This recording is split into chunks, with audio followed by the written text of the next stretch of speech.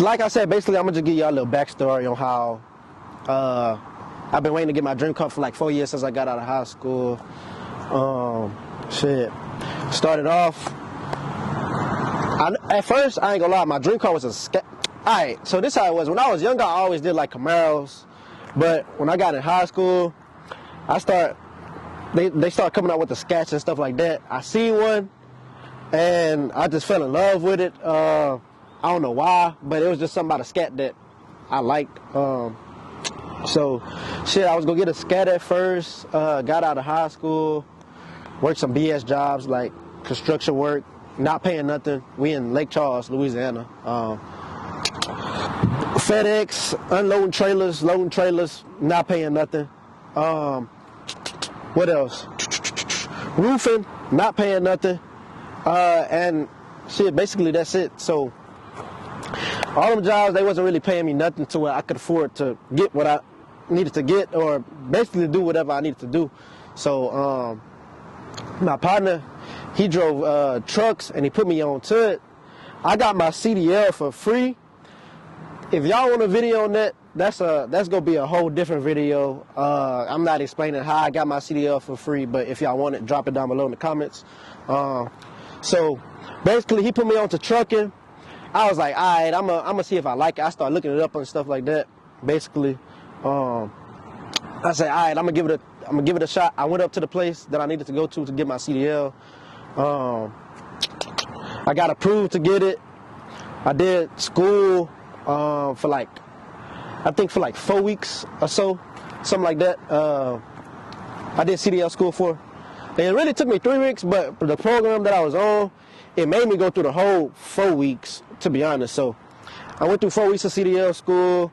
Got my first CDL job was a concrete job, driving concrete trucks. So did that. What else? It wasn't really paying. It was all right pay, but I mean, I could have made it off that, but it still wasn't enough to where I wanted it to be.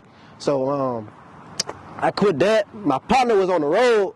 He was like, bro, you need to try going on the road. So, and I'm going on the road, got my experience up, because with the CDL stuff, it's like you can make money in the beginning, but you got to be locked in with the right people. So I just got my little 6 months experience up. I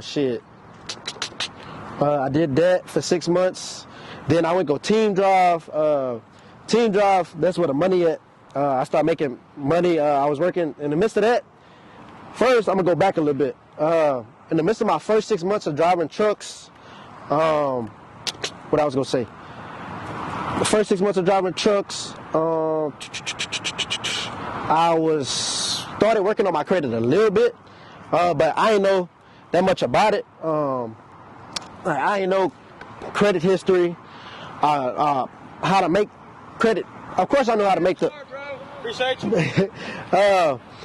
First, credit history. I didn't really know nothing about that. Second, I didn't know about the of course I knew how to make the payments, but I didn't know like when to make the payments to where like it goes good with the credit card or whatever. Y'all get what I'm saying. But I did that. Credit was going up and down because I ain't know too much about the credit cards. But when I got to my second job, when I started team driving, I knew a little bit more about the credit and stuff like that, to where I knew what to do to try to get this big 1SS right here, not the little one. You know what I'm saying. So shit, I did that. What else I did after that? I worked on my credit. Like I said, it was bouncing up and down at first. Second CDL job, it started going up. I had got approved for a SCAT, but at the same time, it was like they denied me, but they wasn't saying they denied me. They approved me for it. They just told me that I needed credit history. I had the income, but I just needed credit history. So, boom, what I did was I went to a credit union down here where I live at. I got a pledge loan. That's where you borrow money to get your own self or whatever. You just pay it back and stuff like that. So I did that. I gave them like 3 payments a month. And at the same time, I was locked in with Navy Federal, which is like the best credit union you can ever have. They like one of the top credit unions. But I did that. I got a small credit card with them while I was doing the players loan with the other credit union. So I got like a little $250 credit card or whatever the case may be. Secure credit card, not no regular credit card. Make sure y'all get y'all secure credit card. So it was like for $250. I paid on that for every month. Credit history started building. About 3 months after that, I tried to go apply for another SCAT, and they denied me again. And they told me that I needed more credit history. I needed a cosigner. Crazy thing is, I went to this dealership. They was like, "Well, you got to approve. You don't need no cosigner, but you need $22,000 down."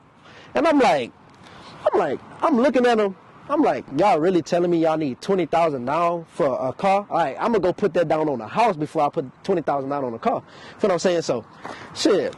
Hey, I got my keys.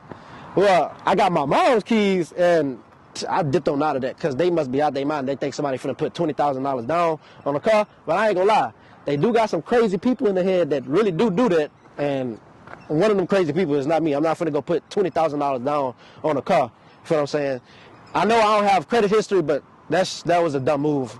And then they was trying to hit me with a high interest rate, like I think it was like 25 or something like that, with $20,000 down. No telling what the payments was gonna be, cause they didn't even try to tell me that. They just told me the interest rate or whatever. They didn't even say nothing about my payments. But about move along, fast forward the story. About 4 or 5 months in, credit history started looking good. That's when I still wanted a SCAT. I got approved for a SCAT, but the thing was, I was in like an up and down situation with a job, so it was like I had the income, but I didn't have the income at the same time. So I'm like, you know what? I can't even do it right now. So I was like, I'm gonna just holler at y'all later or whatever the case may be. So fast forward, I think I started this new CDL job in. Let me see. Give me 1 sec. October. I started a new CDL job, team driving in October. Fast forward. Let me see how many months that is. Y'all be patient with me. Hold on. 8 months later, I'm finally back on my feet with money. Credit looking good. Credit history looking good. Just enough to where I could come get this. So what I did was, I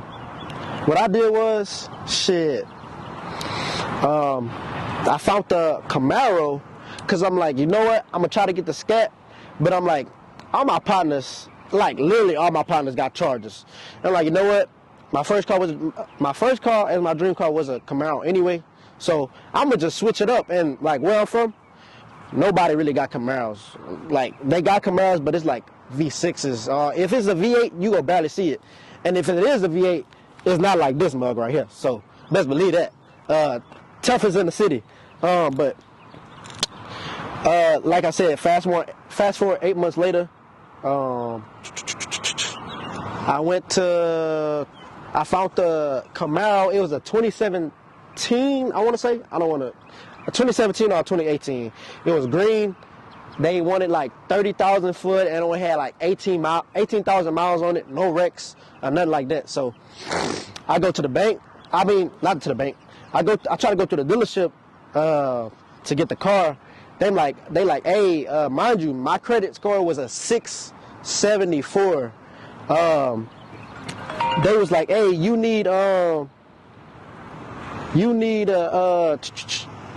a car that costs less, or you gonna have to put like 10,000 down. I still wasn't going for 10,000 down on no car, no. Especially not on a 2017 Camaro, no. If I'm going to put $10,000 down on something, best believe I'm going to get a ZL1 or I'm going to get a Hellcat, big Hellcat. But yeah, anyway, fast forward, I'm like, man, forget them. I called my partner on the phone. I'm like, man, bro, they telling me some BS. My credit is 674. They telling me I need a less expensive car. I make a pretty good, I'm not going to say how much money I make a year, but I make a pretty much good amount of money a year to where I can overly afford this car. Let's just say that. But yeah, so I'm calling. I'm like, man, bro, they telling me I need $10,000 now. Or I need a less expensive car or something like that. They didn't tell me they denied me. Like I said, they couldn't deny me. My credit score was almost a 700. I think it was a low-key 700, but it was telling me it was a 674, but I think it was a 700 though. But he's like, hey, bro, he was like, actually, you want Navy Federal? I'm like, yeah, bro. So, boom, fast forward. He was like, man, you need to hit up your bank. So, shit, I hit up my bank. He had told me, I was like, he said, you need to try to get a car loan. I was like, yeah, you right. So I'm going to call him. I'm going to call Navy Federal. I got on the phone with Navy Federal. Minutes after them telling me that I couldn't afford the car, I needed a less expensive car, basically, whatever the case. So I get on the phone with Navy Federal. I'm like, hey, I'm trying to see if I can get approved for a car loan, a pre-approval. So we did that. They asked me how much I wanted the pre-approval for. I found this car minutes later after the dealership telling me that I couldn't get the green Camaro, the 2017, the one that was, I guess, too expensive for them, to me. But I did that. I found this mug. This car was 41,000 and 206. That's how much the car was. So they were like, hey, how much you need a loan for? And I'm like, the car 41,000, but I'm like, with tax, I'm gonna just be on the safe side. I'm gonna just go ahead and ask for 45. Mind you, this is my first big loan. This is my first car, so I don't know what's finna happen. I had the credit, but I still don't know what's finna happen. So he was like, well, give me a minute. I'm gonna try to see if I can get you approved. He put me on hold. About a minute or two later, he was like, hey, we got you approved for the $45,000 loan. And yeah, that was basically it. So I was like, okay, cool. How much I'm gonna have to put down? And he was like, well, basically with a pre-approval is we just give you the loan, and however much you put down. You ain't got to put nothing down as long as the check doesn't exceed the amount, over. The car doesn't exceed the amount over the check, then you should be good. So I'm like, okay, I'm going to I gave them $500 down just to hold the car because I was on the road driving trucks when I was trying to do all this, mind you. So that happened. I gave them $500 down just to hold the car for me until I got back. And 2 days later, I went to Navy Federal. I picked up my pre-approval check, and I was like, I could have put more money down to get my note cheaper. If y'all want to know about my notes or whatever the case may be, insurance, that's going to be in another video. I can drop that next video if y'all want that. But basically, we showed up to the bank. I picked up the check, went to the dealership. I put like 1,500 more down, or like 1,000 more down, or something like that, and signed the papers. We was at the dealership for like 3 hours, but that was because we was waiting on my salesman. But it really took us like 30 minutes with just the signing the papers. Probably not even that, for real. Dude called the bank, got the check approved to make sure it went through, that they got their payment. And shit, that's basically how I got this 1SS right here. Like I said, I should have got the 2SS, but got the 1SS. I'm happy, so it is what it is. And then another clip, I'm gonna show y'all how this bit get loose. So y'all stay tuned to this video. That's gonna be the next clip. But quick thing, quickest way to get approved for a car, easiest way is not to go through a dealership. Just listen, do not go through a dealership. if anything, go if you with a credit union, call, be like, I'm trying to get a pre-approval for a car loan, and that's gonna be the simplest way of getting a car that you want, or a car, whatever the case. A house too. I'm not ready for that yet though. But basically, man, that's how I got my dream car. Pre-approval did wonders. But like I said, next video I'm gonna show you how loose this big get, because I ain't gonna lie. Everybody talk about Hellcat. Nobody talk about no SS or nothing like that. These SSs get down, they quick too. They can also beat Hellcats with a tune on there. All I need is a tune and I'm beating Hellcats. But like I said, next clip, we gonna show y'all how this big get loose. Yeah. Alright, we probably not gonna do the slide in this video. I was gonna show y'all a clip, whatever the case may be, but my dumb partner don't want me to show out for y'all. I don't know why. I was gonna show y'all I know how to twerk this bit for real. Well, fuck that. Bye. Sorry, just another